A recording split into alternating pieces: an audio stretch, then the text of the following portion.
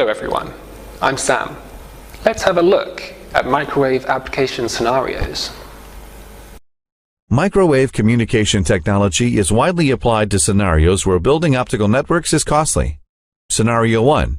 Service backhaul at mobile base stations. Microwave devices are mainly used in mobile base stations to transmit signals to the BSC, RNC, or MME for switching. Scenario 2. Alternative to optical networks. When optical fibers are difficult to deploy due to geographical or other restraints, microwave is often used as the alternative.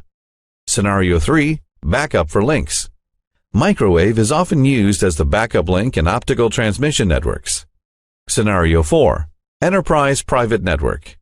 With operations that often traverse adverse terrains, industries like oil pipeline and power transmission often deploy microwave links instead of optical fibers. Scenario 5. VIP customer private line.